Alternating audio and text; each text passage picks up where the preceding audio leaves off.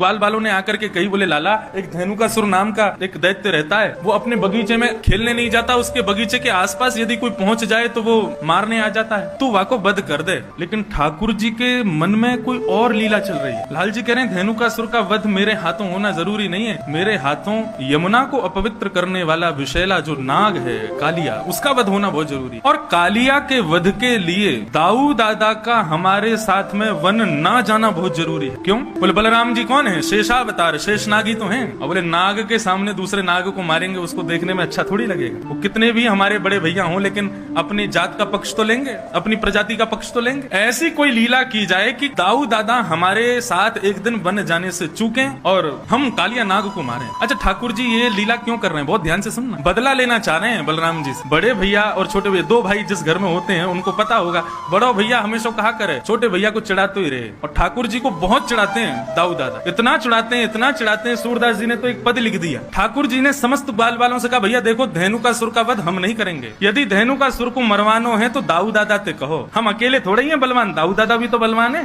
सब ग्वाल बाल दौड़े दौड़े दाऊ दादा के पास गए। बोले दाऊ दादा आपके बल की तो कहा कही जाए, आप तो इतने बलवान हो, ऐसे हो वैसे हो, खूब प्रशंसा की। हर बार असुरन को कन्हैया मारे, आप कब मारोगे? दाऊ दादा बोले हम तो कोई कहवे ही ना है, हमें कोई बतावे ही ना है, कोई असुर को मारनो, हमें बताओ तो हम मारे। तब सबने बताई, बोले धेनुकासुर नाम का एक दैत्य आया है वृंदावन में, आप उसको मार दो। दाऊ दादा ने तो महाराज कसली अपनी कमर, बोले अभी बता मैं कहाँ है धेनुकासुर, अकेलो कन्हैया बलवान थोड़ी है, हम भी कम थोड़ी है कन्हैया थे। अब यहाँ दाऊ दादा सब ग्वाल बालों के संग जा रहे थे। ठाकुर जी ने मधुमंगल को बुलाया, बोले सुन यहाँ पे। दाऊ दादा जैसे ही धेनुकासुर को वध करे ना, पूरे वृंदावन में हल्ला मचा दियो। बोले दाऊ दादा ने गधा मारो, यूं मत कहियो असुर मारो। पूरे वृंदावन में हल्ला मचवा दियो और सबंत कह दियो दाऊ दादा ते छुए नहीं, गधा को मार के आए। मधुमंगल बोलो मुंह को कहाँ मिलेगो? बोले बढ़िया दूध पिवाऊंगा तो और तू कहेगा छाछ पिवाऊंगा, दही दे दूंगा, मक्खन खवाऊंगा अपने हाथे, तू मेरे बस इतना काम कर दे। मधुमंगल बोलो ठीक है कर दूंगा। अब महाराज दाऊ दादा धेनुकासुर को मारने के लिए गए। साधारण गधा नहीं था, विशाल विकराल गधा, एक पूरा वन उसके वश में था, आज भी वो वन है। जैसे ही दाऊ दादा को धेनुकासुर ने देखा, दूर से ही महाराज दुलत्ती उठाता हुआ धेनुकासुर आया। दाऊ दादा ने दांव पेच खेला, उसके भीतर नीचे से जाकर के उसके दो टांगों को पकड़ के